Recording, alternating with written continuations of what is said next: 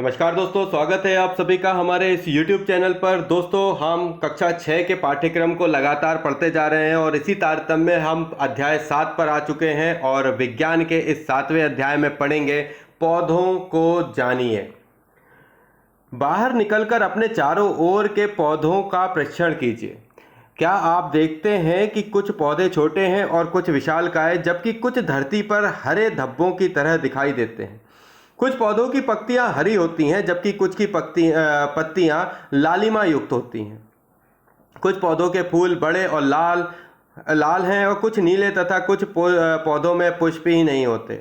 आपने अपने घर के आसपास, विद्यालय के रास्ते में, बाग बगीचों एवं विद्यालय प्रांगण में अनेक हरे पौधे देखे होंगे। आइए हम पौधों के विभिन्न भागों के विषयों में जाने। इनसे हमें विभिन्न प्रकार के पौधों के बीच अंतर समझने में सहायता मिलेगी। क्या आप चित्र 7.1 में पौधे के तने, शाखाओं, जड़, पत्तियों इत्यादि को नामांकित कर सकते हैं और इन भागों को रंग से भरिए। एक छोटा सा एक्सरसाइज है जिसे पाठ्यक्रम के बच्चों के हिसाब से दिया गया है और ये वाकई बच्चों को करना चाहिए। जैसे ये नीचे का हिस्सा जड़ है, इसके बाद देखिए पौधे रूट के थ्रू लगते हैं, मतलब ये जड़ के थ्रू ये खड़े होते हैं। मतलब जितना स्ट्रांग उनका ये बेस होगा उतने ही स्ट्रांग वो ऊपर की तरफ जा पाएंगे। तो जो बड़े पौधे होते हैं उनके रूट्स क्या होते हैं, काफ़ी हैवी होते हैं। जो छोटे पौधे होते हैं उनके रूट्स क्या होते हैं, स्ट्रांग नहीं, थोड़े से लाइट होते हैं। तो जिस हिसाब से पौधा है उस हिसाब से रूट्स होंगे। इसके बाद आते हैं तने की बारी। तना जो होता है वो पौधे की मतलब बढ़ने के हिसाब से दिखता है। अगर पौधा मतलब मीडियम है तो उसके तने के साइज जो होगा वो मीडियम साइज का होगा, काफ़ी बड़ा नहीं होगा। इसके बाद पत्तियां, फूल, फल इत्यादि जो हैं वो पौधे का भाग होते हैं। इन पर रंग भरिए और इस एक्सरसाइज को पूरा करिएगा। आगे बढ़ते हैं अपन। आइए प्रकृति की सैर करें और पौधों से मित्रता कर उनके विषय में अधिक जानकारी प्राप्त करें। ये प्रकृति का भ्रमण करते हुए कुछ बच्चे नजर आ रहे हैं, जिनमें इस चित्र में हम देख पा रहे हैं कि एक बच्चा जो पेड़ को पकड़ने की कोशिश कर रहा है, जो उसकी साइज को देख रहा है, काफ़ी विशालकाय। और उसके बाद कुछ बच्चियां नीचे बैठी हुई हैं जो पत्तियों को देख रही हैं। इधर पे एक बच्चा है जो उसकी दूसरे पौधे की पत्तियों को देख रहा है। तो ये एक प्रकार का एक्सरसाइज है जिसे हम जान पाते हैं, उन्हें छूकर देख पाते हैं कि ये जो पत्तियां हैं किस प्रकार की हैं, फूल किस तरीके के हैं। एक प्रकार का जो एटमॉस्फेयर हमारे चारों तरफ है उसको हम छूकर पता कर सकते हैं और उससे ज़्यादा जानकारी ले सकते हैं। आइए जानते हैं 7.1 साग, झाड़ी और वृक्ष के बारे में। क्रियाकलाप शुरू होता है और इसी क्रियाकलाप का पहला क्रियाकलाप हम पढ़ते हैं। उन पौधों के तने और शाखाओं को ध्यानपूर्वक देखिए जो आपस में लंबे हैं, जिनकी लंबाई लगभग आपके बराबर है तथा जो आपसे बहुत अधिक लंबे हैं। तने को स्पर्श कीजिए तथा यह जानने के लिए कि तना कोमल है अथवा कठोर, इसे धीरे से एक ओर मोड़ने का प्रयास कीजिए। ध्यान रखें कि वह टूटे नहीं। लंबे पौधों के तनों की मोटाई मापने का प्रयास करें। पौधों के संवर्ग में एक सारणी 7.1 है जिसमें पौधे का नाम, कॉलम 1 ऊंचाई, कॉलम 2 तना, कॉलम 3 शाखा कहाँ से निकलती है और कॉलम 4। कॉलम 2 में तना हरा, कोमल, मोटा या कठोर। कॉलम 3 में शाखा कहाँ से निकलती है, तने के आधार से या तने के ऊपर से। कॉलम 4 पौधों का संवर्ग। टमाटर कॉलम की ऊंचाई मुझसे छोटा, यानी कि मैं अपने बराबर अगर उसे ले रहा हूं तो मुझसे छोटा है। रंग जो है वो हरा कोमल होता है। शाखाएं जो हैं वो तने के ऊपर से निकलती हैं। और उसके बाद कॉलम 4 में पौधे का संवर्ग जो है वो शाक वृक्ष है ना। शाक पौधा जो है वो शाकाहारी वो है, ठीक है, शाक है, मतलब सब्जियों के लिए यूज होता है। टमाटर मुझसे बहुत लंबा सॉरी आम मुझसे बहुत लंबा और मोटा और कठोर है इसका तना। शाखाएं कहाँ से निकलती हैं, तने के ऊपर से निकलती हैं। और ये क्या है, एक वृक्ष है। नींबू मुझसे थोड़ा लंबा और तना जो है वो उसका कठोर है। और शाखाएं जो हैं वो कहाँ से निकलती हैं, तने के आधार से, ठीक है, तने के आधार से निकलती हैं। और पौधे का संवर्ग जो है वो एक झाड़ी नुमा है। हमें यह भी जानना चाहिए कि शाखाएं भूमि के पास तने के आधार से अथवा कुछ ऊंचाई के बाद निकलती हैं। अब हम प्रेक्षित सभी पौधों को सारणी 7.1 में वर्गीकृत करेंगे। कुछ उदाहरण दिखाए गए हैं। आप और अधिक पौधों के लिए 1, 2, 3 कॉलमों को भर सकते हैं। इस अनुच्छेद के बाद के अंश को पढ़कर कॉलम 4 को भरें। सुझाव: पौधों को कम से कम क्षति पहुंचे, इसलिए आप 4 से 5 विद्यार्थियों के समूह से कार्य कर सकते हैं। कोमल तने वाले पौधे के अध्ययन के लिए खरपतवार का प्रयोग करें। क्या आप जानते हैं कि खरपतवार क्या है?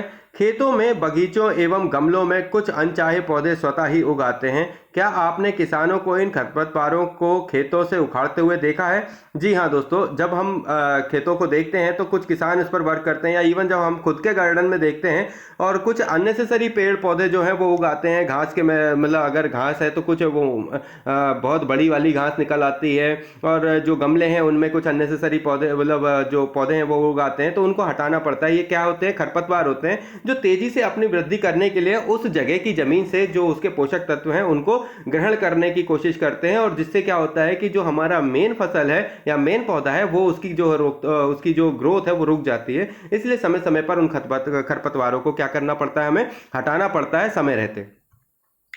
इन लक्षणों के आधार पर हम अधिकांश पौधों को 3 संवर्गों में वर्गीकृत कर सकते हैं। ये वर्ग हैं शाक, झाड़ी और वृक्ष। चित्र 7.3 में दर्शाया गया है।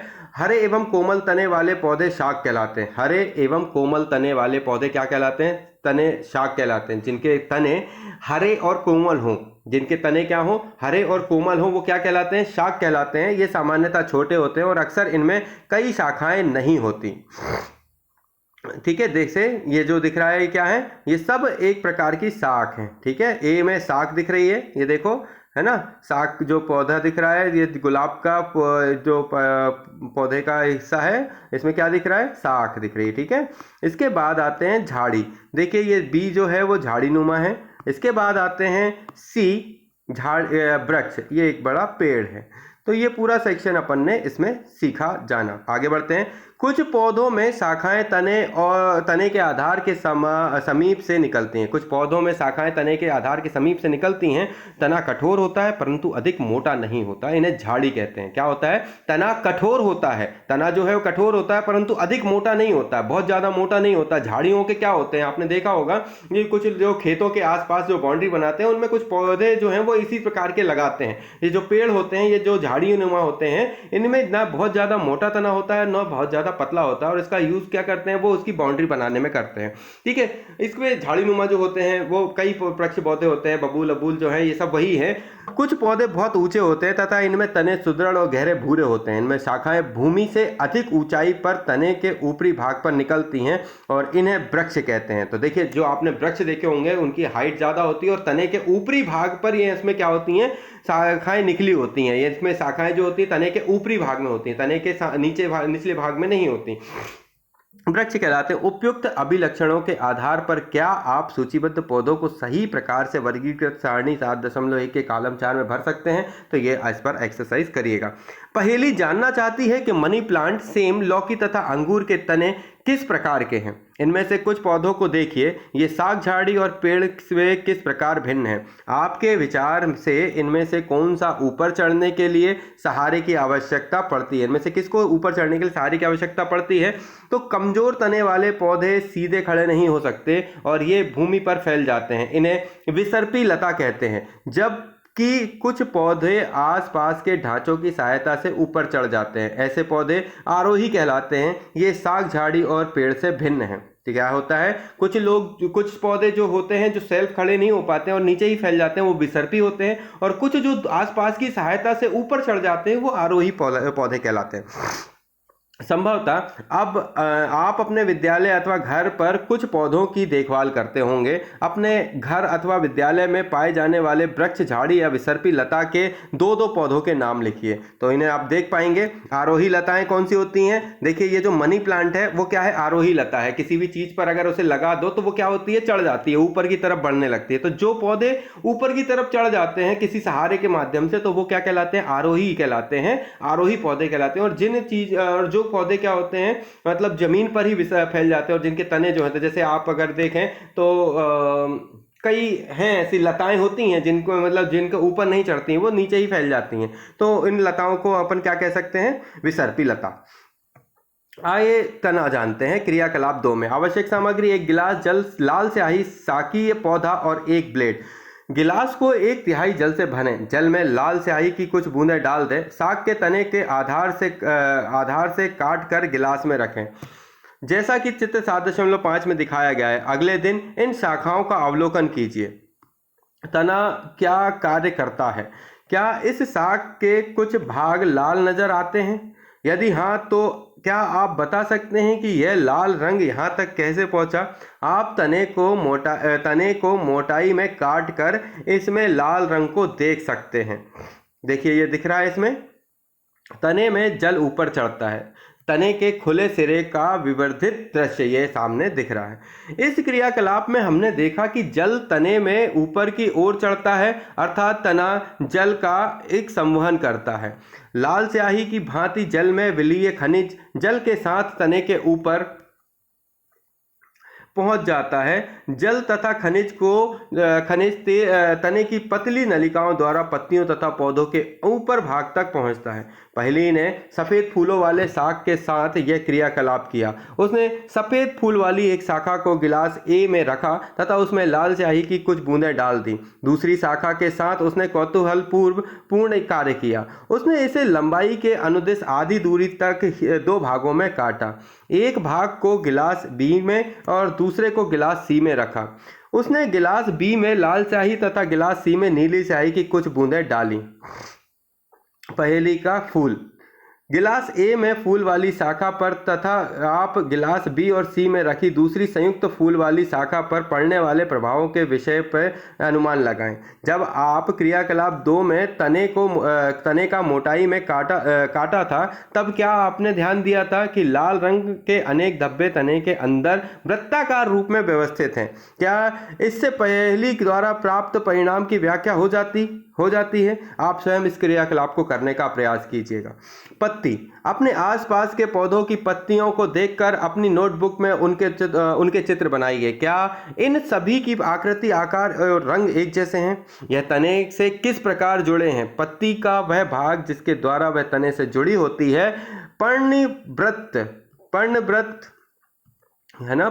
कहलाता है। पत्ती के चपटे हरे भाग को फलक कहते हैं। देखिए पत्ती है, इसका जो पीछे वाला ये पर्णव्रंत जो है, इसको पर्णव्रंत बोलते हैं, और ये जो उसका ऊपर वाला हिस्सा है इसको क्या बोलते हैं? पटल बोलते हैं। ठीक है, पत्ती के चपटे हरे भाग को फलक कहते हैं। क्या कहते हैं? फलक। और क्या आप अपने आसपास के पौधों की पत्तियों में इन भागों की पहचान कर सकते हैं? क्या सभी पत्तियों में पर्णव्रंत होता है?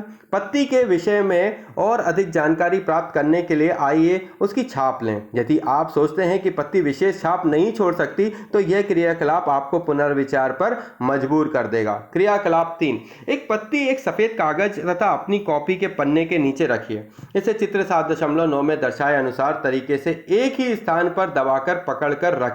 अपनी पेंसिल को तिरछा पकड़िए और इसकी नोक से कागज के उस भाग को जिससे नीचे पत्ती है धीरे धीरे रगड़िए। क्या आपको कुछ रेखाओं के साथ छाप दिखाई देती है? क्या यह छाप पत्ती की तरह है? पत्ती की इन रेखित संरचनाओं को शिरा कहते हैं। क्या आपको पत्ती के मध्य में एक छोटी शिरा दिखाई देती है? इसे मध्य शिरा कहते हैं। पत्तियों पर शिराओं द्वारा बनाए गए डिजाइन को शिरा विन्यास कहते हैं। यदि यह डिजाइन मध्य शिरा के दोनों ओर जाल जैसा है, तो यह शिरा विन्यास जालिका रूपी कहलाता है। आपने देखा होगा कि घास की पत्तियों में ये सिराएं एक दूसरे के समांतर हैं। ऐसे शिरा विन्यास को समानांतर शिरा विन्यास कहते हैं। विभिन्न पौधों की पत्तियों को बिना तोड़े उनकी शिरा विन्यास का अध्ययन कीजिए। आइए अब यह भी जानने का प्रयास करें कि पत्तियां क्या कार्य करती हैं। क्रियाकलाप 4। आवश्यक सामग्री: साग, पौधा, पॉलीथीन के 2 पारदर्शी थैले तथा कुछ धागे। इस क्रियाकलाप को दिन के समय में करना चाहिए जब धूप खिली हो। इस क्रियाकलाप के लिए आपको स्वस्थ भली भांति सिंचित और धूप में रखे हुए पौधे को लेना चाहिए। किसी पौधे की पत्ती वाली शाखाओं को चित्रानुसार एक पॉलीथीन की थैली में ढककर धागे से बांध दीजिए। ये देखिए जिस तरीके से इसको बांधा हुआ है, बांध दीजिए। इसके बाद पॉलीथीन की खाली थैली पर भी धागा बांधकर धूप में रख दीजिए। कुछ घंटों बाद पॉलीथीन की थैली के आंतरिक पृष्ठ को ध्यानपूर्वक देखिए। आप क्या देखते हैं? क्या किसी थैली के अंदर जल की बूंदें दिखाई देती हैं? किस थैली में जल की बूंदें दिखाई देती हैं? क्या आप बता सकते हैं यह बूंदें कहां से आईं? क्रियाकलाप के बाद पॉलीथीन की थैली को हटाना मत भूलो। जल की यह बूंदें पत्ती से जलवाष्प के रूप में निकलती हैं और इस क्रिया को वाष्पोत्सर्जन कहते हैं। इस प्रक्रिया के द्वारा पौधे बड़ी मात्रा में जल को वायुमंडल में छोड़ते हैं और आप इसके विषय में अध्याय 14 में पढ़ेंगे। हमने पत्तियों के ऊपर थैली को क्यों बांधा? क्या पौधे के वाष्पोत्सर्जन से निकली जल वाष्प को हम अन्यथा देख पाते थे? अध्याय 5 के उन क्रियाकलाप के विषय में स्मरण कीजिए जिसमें जल विभिन्न अवस्थाओं में बदल जाता है। क्या आप इनका नाम बता सकते हैं? उस प्रक्रम का नाम बताइए जिसके कारण जल बूंदों के रूप में पुनः पॉलीथीन की थैली पे दिखाई देने लगा। पत्तियों का और भी कार्य है, आइए इसका अध्ययन करें। क्रियाकलाप 5। आवश्यक सामग्री: पत्ती, स्प्रिट, बीकर, परख नली, बर्नर, जल, प्लेट और आयोडीन विलयन। परख नली में एक पत्ती रखिए और उसमें पर्याप्त मात्रा में स्प्रिट डालें जिससे कि पत्ती उसमें पूर्णतः डूबी रहे। अब इस परख नली को जल से आधे भरे बीकर में रखिए। बीकर को उस समय तक गर्म करते रहें जब तक पत्ती से हरा रंग पूर्णतः बाहर नहीं निकल जाता। अब पत्ती को परख नली से सावधानी पूर्वक बाहर निकालकर जल से भली भांति धोएं। इसे प्लेट में रखकर आयोडीन विलयन की कुछ बूंदें डालिए। आप क्या देखते हैं? आपने परीक्षण की तुलना अध्याय 2 में खाद्य पदार्थों के विभिन्न पोषकों की उपस्थिति की परीक्षण के समय किए गए प्रेक्षणों से कीजिए। क्या इसका अर्थ है कि पत्ती में मंड है? हमने अध्याय 2 में देखा था कि कच्चे आलू में भी मंड उपस्थित होता है। आलू में यह मंड पौधे के अन्य भाग से आकर एकत्रित हो जाता है, परंतु पत्तियां प्रकाश और हरे रंग के एक पदार्थ की उपस्थिति में इसमें अपना भोजन बनाती हैं और इस प्रक्रिया में जल और कार्बन डाइऑक्साइड का उपयोग करती हैं। इस प्रक्रम को प्रकाश संश्लेषण कहते हैं। इस प्रक्रम में ऑक्सीजन निष्कासित होती है। पत्तियों द्वारा संश्लेषित भोजन अंततः पौधों के विभिन्न भागों में मंडल के रूप में संग्रहित हो जाता है। हम कैसे कह सकते हैं कि पत्ती ने ही मंड का संश्लेषण किया है तथा यह पौधे के किसी और भाग से यहाँ तक नहीं पहुँचा? इसे जानने के लिए उपरोक्त क्रियाकलाप को कुछ दूसरी विधि से दोहरा सकते हैं। पौधे युक्त एक गमले को 1 अथवा 2 दिनों के लिए अंधेरे कमरे में रखिए। इस पौधे की एक पत्ती के आंशिक भाग को दोनों ओर से काले कागज से ढक दीजिए। अब इस पौधे को पूरे दिन के लिए सूर्य के प्रकाश में रखिए। अब आंशिक रूप से काले कागज से ढके पत्ती को तोड़कर इसमें मंड का परीक्षण करिए। आप क्या देखते हैं? क्या इस प्रयोग से आपको यह समझने में सहायता मिलती है कि पत्तियों का वह भाग जो सूर्य के प्रकाश में था उसमें मंड उपस्थित था परंतु काले कागज के ढके भाग में नहीं? इसका अर्थ है कि पत्ती सूर्य के प्रकाश में उपस्थिति में ही मंड का संश्लेषण करती है। अब तक हमने जो क्रियाकलाप किए उनसे हमने देखा कि तना पत्तियों को जल पहुंचाता है। पत्ती जल का उपयोग अपना भोजन बनाने में करती है। तना पत्तियों को जल पहुंचाता है और पत्तियां जल का उपयोग अपना भोजन बनाने में करती हैं। पत्तियों से जल की कुछ मात्रा का ह्रास वाष्पोत्सर्जन द्वारा होता है। तने और पत्ती को जल कैसे प्राप्त होता है? यह कार्य जड़ें करती हैं।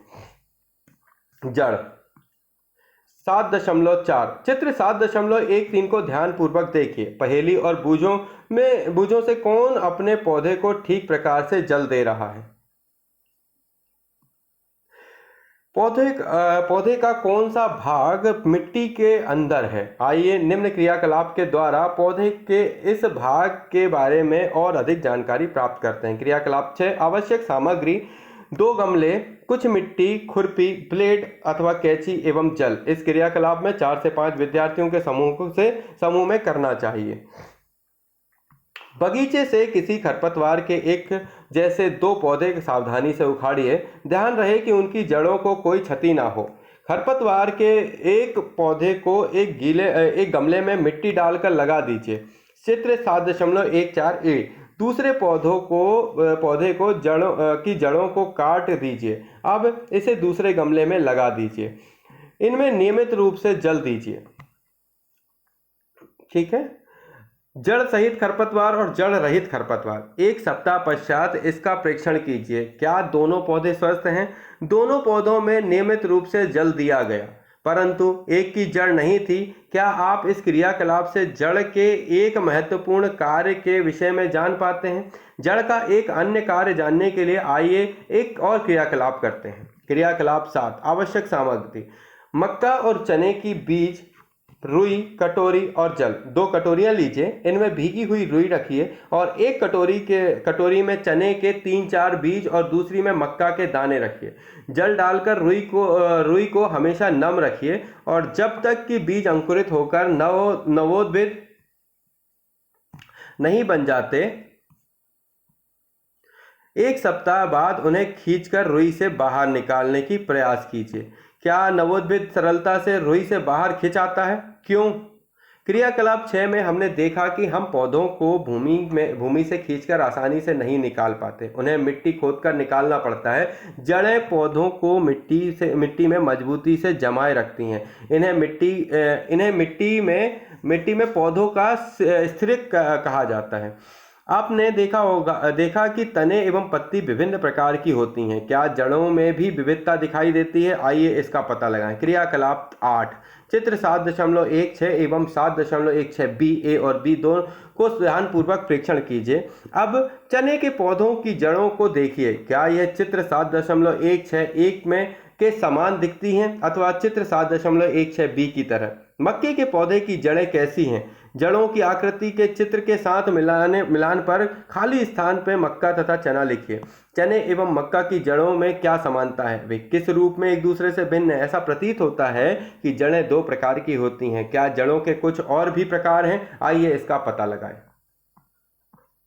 क्रियाकलाप 9, देखिए मक्का और ये जो इसकी जड़ हैं दोनों का देखिए, एक में मक्का है और एक में क्या है? चना। तो ए जो है वो मक्का है और बी जो है वो चना है। चलिए खुले मैदान में जाइए जहां तो बहुत से खरपतवार उग रहे हों और कुछ खरपतवार पौधों की मिट्टी खोद कर निकालिए और जड़ों से मिट्टी धोकर अलग कर उनका निरीक्षण कीजिए। क्या आपने ध्यान दिया कि सभी खरपतवार पौधों की जड़ या तो चित्र 7.17 ए की तरह है या चित्र 7.17 बी की तरह?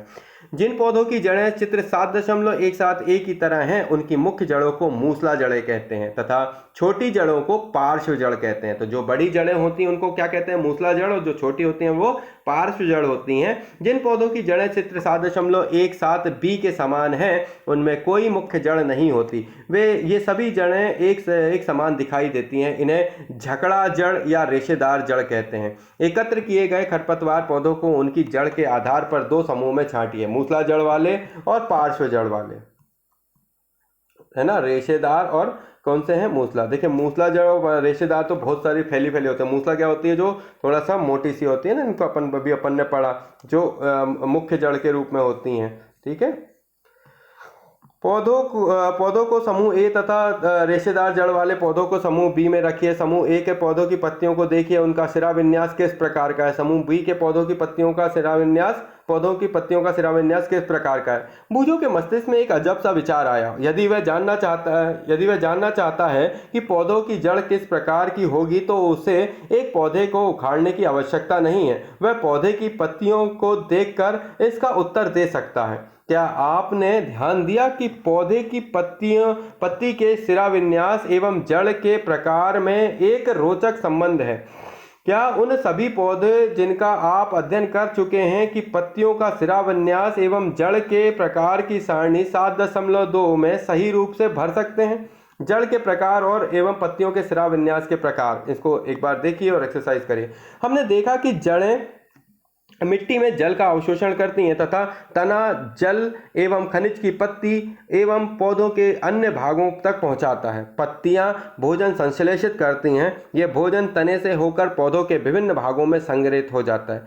इस प्रकार की कुछ जड़ों जैसे गाजर, मूली, शकरकंद, शलजम एवं टोपियोका आदि को हम खाते हैं। हम पौधों के अन्य भागों को भी खाते हैं जहां भोजन भंडारित रहता है। क्या आप इस बात से सहमत हैं कि तना 2 तरफा मार्ग की तरह कार्य करता है?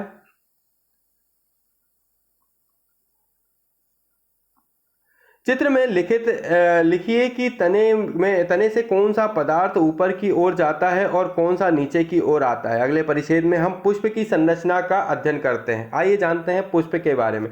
गुलाब के पौधे की 3 आरेख ABC चित्र में दर्शाए गए हैं। कौन सी स्थिति में आप पौधे की भली भांति पहचान कर सकते हैं। पुष्प को रंगने के लिए आपने किस रंग का प्रयोग किया। क्या सभी पुष्प रंग बिरंगे होते हैं। क्या आपने घास, गेहूं, मक्का, आम अथवा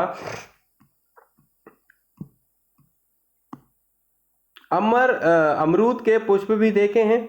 अध्ययन के लिए पुष्प का चयन करते समय गेंदा, सूरजमुखी, गुलदाउदी की ना लें, क्योंकि यह एक पुष्प नहीं है वरन पुष्पों का गुच्छ है, जैसा कि आप अगली कक्षा में पढ़ोगे।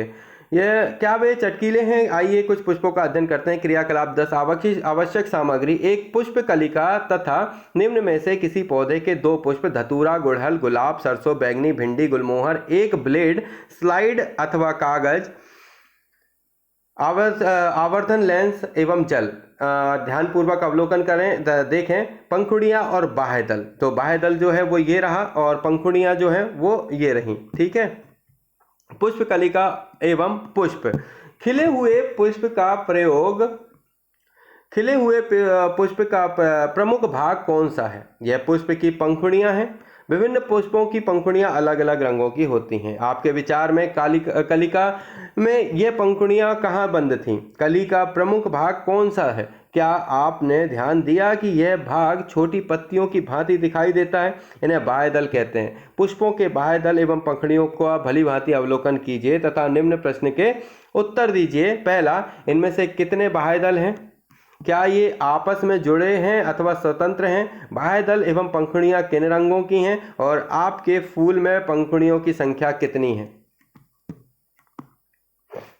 क्या ये एक सारणी है पुष्पों के प्रेक्षण के लिए, जिसमें आप इसको देख सकते हैं। पुष्प का नाम, पंखुड़ी के रंग, बाह्यदल की संख्या, पंखुड़ी से जुड़ी अथवा स्वतंत्र, पुंकेसर स्वतंत्र अथवा पंखुड़ी से जुड़े और स्त्री केसर उपस्थित अनुपस्थित। ठीक है। तो ये गुलाब है। गुलाब के लिए अनेक रंग होते हैं। बाह्यदलों की संख्या 5, रंग कोई भी हो सकता है। पंखुड़ियों से जुड़ी हैं, पृथक हैं। पुंकेश्वर जो है वो स्वतंत्र होता है और स्त्री केसर उपस्थित है।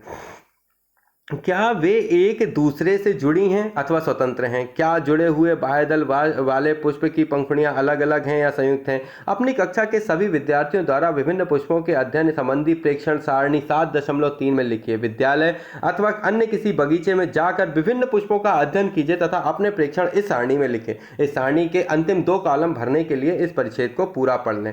क्या आप पुष्प के आंतरिक भाग को स्पष्ट रूप से कब देख सकोगे। जब पंखुड़ी जुड़ी हो अथवा जब वो स्वतंत्र हो। उदाहरण के लिए धतूरे एवं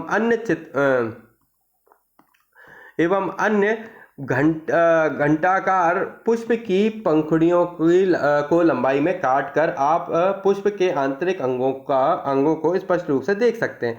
पुष्प के आंतरिक भागों को स्पष्ट रूप से देखने के लिए बाह्यदल एवं पंखुड़ियों को हटा दीजिए। चित्र 7.22। देखिए, ये जो हिस्सा है इसको समझिए। इस हिस्से को क्या बोलते हैं। ये पौधे का स्त्री केसर है और ये इसका पुंकेसर है ना। तो इस हम जो पौधे देखते हैं उन पौधे का ये पोर्शन है, पुष्प के इसे भाग कहते हैं। चित्र 7.22 को ध्यान से देखिए।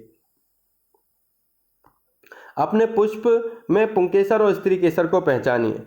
चित्र 7.23 को ध्यानपूर्वक देखिए। इसमें विभिन्न पुष्पों में पाए जाने वाले विविध प्रकार के पुंकेसर दिखाए गए हैं। क्या आप पुंकेसर के दोनों भागों को पहचान सकते हैं। अपने पुष्प में पुंकेसर की संख्या ज्ञात कीजिए। अपने पुष्प का चित्र बनाकर उसे नामांकित करिए। ये जो होते हैं इनको क्या बोलते हैं, पराग कोश। पुंकेसर का भाग ये रहा तंतु। आगे बढ़ते हैं। स्त्री केसर का भाग, इसे कहते हैं वर्तिकाग्र। ये वर्तिका, अंडाशय। अंडाशय की आंतरिक संरचना लंबाई में काट अनुप्रस्थ काट। देखिए, लंबाई में काट जो है वो कुछ इस तरीके की है और अनुप्रस्थ काट जो है वो कुछ इस तरीके की है। तो इसे बोलते हैं बीजांड। पुष्प के केंद्र में स्थित भाग को स्त्री केसर कहते हैं।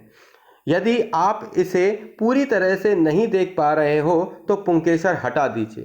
कि 7.24 की सहायता से स्त्री केसर के भागों को पहचानिए। अपने पुष्प के स्त्री केसर का स्वच्छ नामांकित चित्र बनाइए।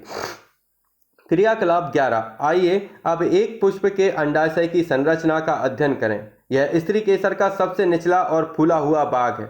इसकी आंतरिक संरचना के अध्ययन के लिए इसे काटना पड़ेगा और यह जानने के लिए कि अंडाशय को किस प्रकार काटा जाए, ए और बी को ध्यान से देखिए इसको लंबवत रूप से अनुदैर्ध्य काट और अनुप्रस्थ काट में काटा गया है ना। ये वर्टिकली और ये हॉरिजॉन्टली काटा गया है। अंडाशय का कर्तन कर रहे हैं। आगे बढ़ते हैं। अलग अलग पुष्पों के 2 अंडाशय लीजिए। आप अंडाशय को एक स्लाइड अथवा प्लेट पर चित्रित 7.24 के अनुसार रखकर उसे 2 प्रकार से काट सकते हैं। अंडाशय की काट को सूखने से बचने के लिए प्रत्येक काट सेक्शन पर जल की बूंदें रखिए। आवर्धन लेंस की सहायता से अंडाशय की आंतरिक रचना को अध्ययन कीजिए। क्या आपको अंडाशय की छोटी छोटी गोल संरचनाएं दिखाई देती हैं? इन्हें बीजांड कहते हैं। अंडाशय के आंतरिक भाग को अपनी नोटबुक में चित्र सहित बनाइए। कुछ और पुष्पों का अध्ययन करने के लिए अपने अध्यापक के साथ विद्यालय अथवा किसी पार्क के बगीचे में जाइए और अधिक से अधिक पुष्पों का अध्ययन कीजिए। पुष्प के नाम जानने के लिए आप माली की सहायता ले सकते हैं और ध्यान रहे कि आवश्यकता से अधिक पुष्प ना तोड़ें। नोटबुक में जो कुछ आपने सारणी 7.3 में लिखा है उसके आधार पर निम्न प्रश्नों के उत्तर दीजिए। क्या सभी फूलों में बाह्यदल, पंखुड़ी, पुंकेश्वर एवं स्त्री केसर पाए जाते हैं? क्या पुष्प ऐसे भी हैं जिनमें उपयुक्त पुष्पांगों में से कोई भाग नहीं पाया जाता? क्या सभी फूल में इनसे अलग भाग भी मिलते हैं? क्या आपने ऐसे पुष्प भी देखे हैं जिनमें बाह्यदल और पंखुड़ी समान दिखते हैं? क्या कोई पुष्प ऐसा भी है जिसमें बाह्यदलों की संख्या और पंखुड़ियों की संख्या असमान होती है? क्या अब आप इस बात से सहमत हैं कि सभी पुष्पों की संरचना सदैव एक जैसी नहीं होती? विभिन्न पुष्पों में बाह्यदल, पंखुड़ी, पुंकेश्वर, स्त्री केसर की संख्या में अंतर हो सकता है। कुछ पुष्पों में इनमें से कुछ भाग अनुपस्थित भी हो सकता है। आपने पत्ती, तना एवं जड़ के लक्षण एवं कुछ कार्यों के विषय में पढ़ा। हमने विविध पुष्पों की संरचना का भी अध्ययन किया। आप पुष्पों के कार्यों के विषय में अगली कक्षा में पढ़ोगे। हम फलों के विषय में भी अगली कक्षा में पढ़ेंगे। तो दोस्तों, ये जो चैप्टर था, इस चैप्टर को हमने कंप्लीट किया। इसके मुख्य शब्द थे आरोही, संवहन, विसर्पी लता, रेशेदार जड़, शाख, पार्श्व जड़, मध्य शिरा, शिराविन्यास, बीजांड, सामांतर शिराविन्यास, पंखुड़ियां, पर्णवृंत, प्रकाश संश्लेषण, स्त्री केसर, जालिका रूपी शिराविन्यास, बाह्यदल, झाड़ी, पुंकेश्वर, मूसला जड़, वाष्पोत्सर्जन, वृक्ष, शिरा। सारांश अगर हम पढ़ें तो सामान्यतः पौधों का वर्गीकरण उनकी ऊंचाई, तने एवं शाखाओं के आधार पर शाख, झाड़ी और वृक्ष में किया जाता है। तने पर पत्तियां, पुष्प तथा फल होता है। सामान्यतः पत्ती में पर्णवृंत और फलक पाए जाते हैं। पत्ती में शिराएं का प्रतिरूप शिराविन्यास कहलाता है। यह जालिका रूपी अथवा समानांतर हो सकता है। पत्ती वाष्पोत्सर्जन प्रक्रिया द्वारा जलवाष्प को वायु से निष्कासित करती है। हरी पत्तियां सूर्य के प्रकाश की उपस्थिति में वायु एवं जल से प्रकाश संश्लेषण क्रिया द्वारा भोजन बनाती हैं। जड़ें मिट्टी से जल एवं खनिज पदार्थों का अवशोषण करती हैं तथा पौधे को मिट्टी में दृढ़ता से जमाए रखती हैं। जड़ें मुख्यतः 2 प्रकार की होती हैं, मूसला जड़ और रेशेदार जड़। जालिका रूपी शिराविन्यास युक्त पत्तियों वाले पौधों की जड़ें मूसला जड़ होती हैं, जबकि समानांतर शिराविन्यास युक्त पत्तियों वाले पौधों की जड़ें रेशेदार होती हैं। तने द्वारा जड़ों से पत्तियों को जल और पत्तियों से भोजन पौधों से अन्य भागों तक पहुंचाता है। पुष्प के विभिन्न भाग बाह्यदल, पंखुड़ी, पुंकेश्वर और स्त्री केसर। तो दोस्तों, ये चैप्टर हमने पढ़ा, इस चैप्टर को हमने समझा। बहुत ही अच्छा चैप्टर था। इस चैप्टर को हमने काफी अच्छे तरीके से समझा। अगर आप पत्ती विशेषज्ञ बनना चाहते हैं तो क्या करें? कुछ सप्ताह तक अनेक पत्तियों का एक साथ क्रियाकलाप कीजिए और जिस पत्ती का आप अध्ययन करना चाहते हैं उन्हें तोड़कर एक गीले कपड़े से लपेटकर घर लाइए। अब पत्ती को अखबार के कागज या क्वीच के बीच फैलाकर रख दीजिए। कागज की एक मोटी पुस्तक और उस पर मोटी पुस्तक रख दीजिए। अब आप अपने गद्दे अथवा बॉक्स के नीचे भी रख सकते हैं। एक सप्ताह बाद पत्ती को बाहर निकालिए और इसके विषय पर कोई कविता या कहानी लिखिए। इस प्रकार पत्तियों के संग्रह से तैयार पुस्तक आप पत्ती विशेषज्ञ बन सकते हैं। तो एक बहुत अच्छी चीज़ थी, एक बच्चों को करने के लिए, आप सभी के लिए एक छोटा सा एक वो था टास्क फॉर्म। तो आप जो चाहें वो कर सकते हैं। इस विषय को पढ़ने के बाद आपको बहुत सारी चीज़ें जानने को मिली, पौधों के बारे में जानने मिला, पत्तियों के बारे में, जड़ तना पत्ती पौधे, ये सब चीज़ें हमने सीखी। दोस्तों ये चैप्टर 7 था और एनसीईआरटी का कक्षा 6 का पाठ्यक्रम था। इसे ही पाठ्यक्रम को बढ़ाते चलेंगे और ये पाठ्यक्रम जारी रहेगा, कक्षा 6 से 12 तक रहेगा और भी हम अच्छे क्लासेस, अच्छी चीज़ें लेकर आते रहेंगे। इसके लिए आप हमारे साथ जुड़े रहिए और सब्सक्राइब करिए, हमारे इस चैनल को सब्सक्राइब करिए, लाइक करिए और दोस्तों मेन बात, बने रहिए हमारे साथ, हमारे चैनल के साथ। जब तक कुछ खास नया नहीं है, दीजिए इजाज़त। जय हिंद, जय भारत। थैंक यू दोस्तों।